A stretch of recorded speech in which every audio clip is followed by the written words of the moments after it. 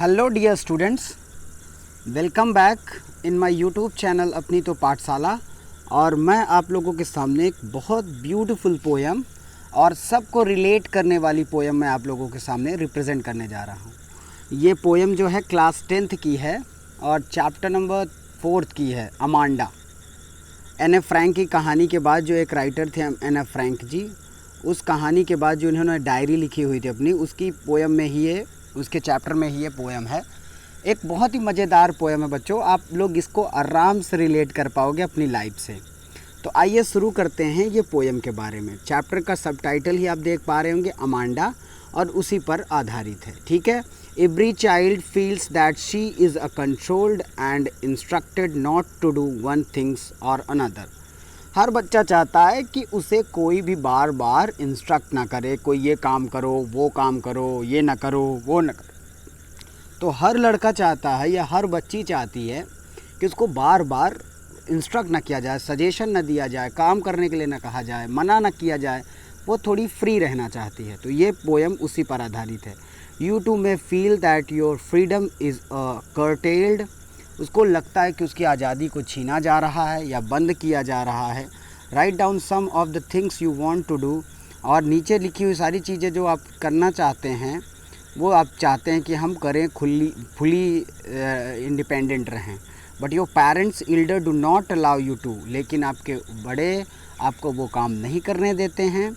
To read the poem aloud from the pairs, each reading alternate stanzas, you are in for a surprise. आप हर stanza पढ़ेंगे तो आपको आश्चर्यचकित होगा और ये आपको लगेगा कि हमारे साथ होता है। आप बिल्कुल रिलेट कर पाएंगे। एक बहुत ही खूबसूरत पोएम आप लोगों के सामने रिप्रेजेंट कर रहा हूँ मैं। तो चलिए शुरू करते हैं बच्चों। तो पोएम का स्टार्टिंग है कि एक माँ अपनी बच्ची को कहती है कि don't bite your nail Amanda. First line, don't bite your nails Amanda, don't hunch your shoulder Amanda, stop that slouching and sit up straight Amanda. तो पहली लाइन कहती है कि अमांडा, तुम नेल काटना बंद करो। देखो बच्चे बैठे रहते हैं, अपने नाखून काटने लगते हैं दांतों से। तो मदर बोलती हैं don't bite your nails Amanda, don't hunch your shoulder. Hunch क्या होता है बच्चों? जब बच्चे बैठते हैं और सर झुका लेते हैं, शोल्डर झुके हुए रहते हैं, तो बैठने से बॉडी का स्ट्रक्चर ख़राब हो जाता है। तो जो बड़े होते हैं वो कहते हैं हमेशा स्ट्रेट बैठना चाहिए, और सही बात है, हमें स्ट्रेट बैठना भी चाहिए। लेकिन बच्चे हर चीज़ के लिए टोकने पर थोड़ा बुरा मानते हैं, उनको लगता है ये मेरे साथ ख़राब हो रहा है। तो वो बोलती हैं don't hunch your shoulders Amanda, stop that slouching and sit up straight. इस तरह उस तरह करना बंद करो और स्ट्रेट बैठो अमांडा। इधर उधर की चीज़ें करना बंद करो और आलस करना बंद करो, स्ट्रेट करो, स्लाउचिंग आलस करना बंद करो और सीधी बैठो अमांडा, ऐसा माँ कहती हैं। There is a language emerald sea. लेकिन वो क्या चाहती हैं? लिंग्वेड मतलब होता है बच्चों जो रिलैक्स हो, पूरी तरह से रिलैक्स। अब रिलैक्स मतलब आप जानते हो कि कोई कुछ काम करे वो रिलैक्स रहना चाहती हैं।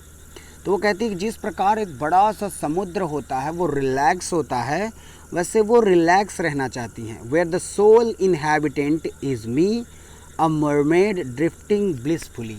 मरमेड आपने सुना ही होगा। मरमेड होता है जो ऐसी मछलियाँ पाई जाती हैं जो इंसानों जैसी होती हैं, मतलब आप उनको कह सकते हैं जल परी, मरमेड।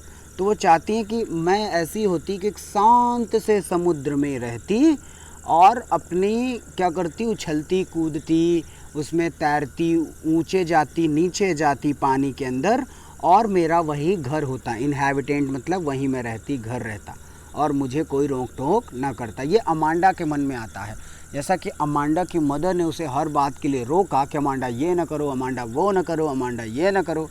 तो अमांडा अपने मन में करती है कि अगर काश मैं एक बड़े से सागर में होती तो रिलैक्स होती, जहाँ चाहती वहाँ जाती और वही मेरा घर हो जाता, और यहाँ से वहाँ मैं ड्रिफ्ट करती, तैरती, ऊपर आती नीचे आती और खूब मज़े से घूमती ब्लिसफुली। आगे क्या होता है? आगे फिर मदर का पार्ट आता है। कहती हैं did you finish your homework Amanda, did you टिडी योर रूम अमांडा। क्या तुमने अपना होमवर्क किया अमांडा? क्या तुमने अपना कमरा साफ़ किया अमांडा? टिडी मीन्स साफ, होमवर्क तो आपको पता ही होगा। I thought I told you to clean your shoe Amanda, मुझे लगता है कि तुमने अपना शूज भी नहीं साफ़ किया अमांडा, तुम्हें अपने शूज़ साफ़ करने चाहिए अमांडा, तुम्हें अपने कमरे साफ़ करने चाहिए अमांडा, और तुम्हें अपना होमवर्क कर लेना चाहिए। तो वो पूछती हैं। अब अगली बार जब अमांडा को बोलती हैं तो अमांडा क्या रिप्लाई करती हैं, I am N orphan roaming the street. अब अमांडा अपने आप को क्या किससे कंपेयर कर रही हैं, वो कहती है मैं ऑर्फन होती। ऑर्फन आप जानते हो बच्चों, जिनके माँ बाप नहीं होते। अब वो इतना परेशान हो चुकी है अपनी माँ की बातों से, जबकि उसकी माँ उसको सिखा ही रही हैं, पर उसको इतना बुरा लगता है कि वो लगता है कि वो एक ऑर्फन होती है, एक अनाथ होती। रोमिंग मतलब होता है घूमना, इधर से उधर घूमती। क्या करती वो, घूमती इधर से उधर स्ट्रीट गलियों में। I pattern soft dust with my hurst, और क्या करती, अपने पैरों से मिट्टी की क्या करती, हर्स्ट, मिट्टी से अपने पैरों की सहायता से जो धूल रहती उससे पैटर्न बनाती, ड्राइंग बनाती, और बेयर्ड पैर से घूमती रहती। बेयर फीट मतलब होता है बिना जूते चप्पल के, कुछ भी पहने बिना, बस ऐसे ही घूमती रहती, और जहाँ भी धूल मिट्टी मिलती वहीं पास उससे अपने पैरों से ड्राइंग बनाने लग जाती। The silence is golden, the freedom is sweet, और उसके हिसाब से लगता है कि जो चुपचाप रहती है चीज़ें, जो शांत रहती हैं, वो गोल्डन के समास है। सिमिली है यहाँ पास, कंपैरिजन कर रही है कि गोल्डन के समान साइलेंस होता है, यानी कोई ना बोले तो उसे ज़्यादा अच्छा लगता है। और स्वतंत्रता मिठाई है, स्वीट है, बहुत प्यारी है। स्वतंत्र रहने हमें बार बार कोई टोके ना। आगे चलते उसकी मदर फिर से आ गई, क्या कहती हैं, don't eat that chocolate Amanda, remember your essence Amanda, will you please look at me when I am speaking to you Amanda. अब क्या कहती हैं उसकी मदर, कहती हैं डोंट ईट द चॉकलेट, मतलब अमांडा चॉकलेट मत खाओ। रिमेंबर योर एसने, एसन मतलब आप समझो जो बच्चों को पिंपल्स निकल आते हैं, तो चॉकलेट या मीठा चीज़ या ऑयली चीज़ खाने से तो पिंपल्स वगैरह आते हैं, ऐसे ऐसे निकल आते हैं मुंह में। तो वो कह रही है कि रिमेंबर योर एसन, मतलब तुम एक्ने या फिर एसने बोलो, कुछ भी प्रोनाउंसिएट कर सकते हो। तो अपने वो पिंपल्स याद करो अमांडा, कि तुम चॉकलेट खाओगे फिर तुमको आ जाएंगे पिंपल्स, फिर तुम्हारा गाल ख़राब हो जाएगा। Will you please look at me when I am speaking to you. अब जब अमांडा उसकी मदर अमांडा से बात करती हैं तो अमांडा उसकी तरफ देखती नहीं, तो उसकी मदर बोलती हैं मैं जब तुमसे बात करूँ तो मेरी तरफ देखा करो अमांडा। ऐसा अक्सर बच्चों आपके घर में भी होता होगा कि आपकी मदर आपसे बात करती तो आपको लगता है उनकी तरफ देखे नहीं, क्रोध वाला चेहरा एकदम रौद्र रूप में रहता है, तो उसको देखने का मन नहीं करता है कि नहीं।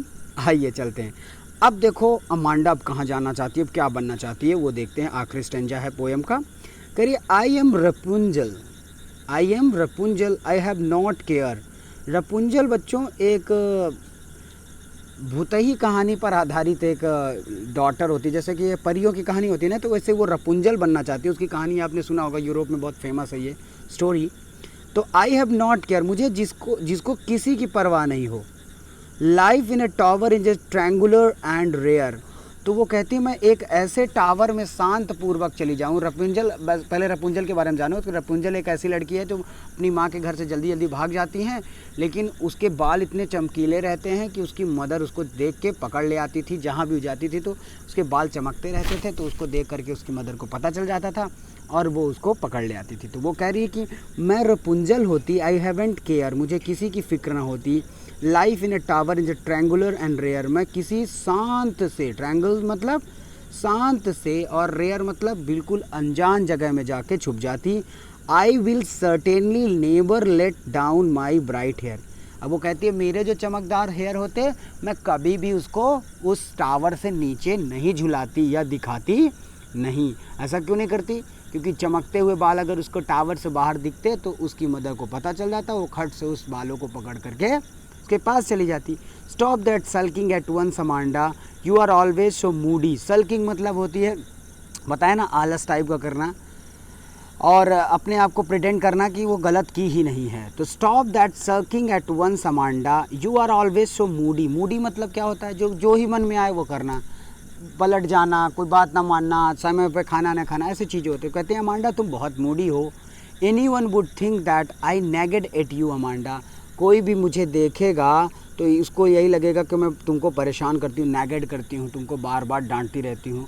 पर सच माने बच्चों, पेरेंट्स आपके हमेशा आपके लिए अच्छे के लिए कहते हैं, आपको अच्छा करने के लिए बताते हैं आपको, ताकि ये बुरी आदतें आपको लग ना जाए, आप वही चीज़ करते ना चले जाएं। इसलिए बचपन से ही आपको डांटा जाता है ताकि आप अच्छी आदतों को सीखें और अपने जीवन में आगे बढ़ाएं। तो ये थी एक छोटी सी सुंदर सी पोएम क्लास 10th की NCERT बोर्ड से।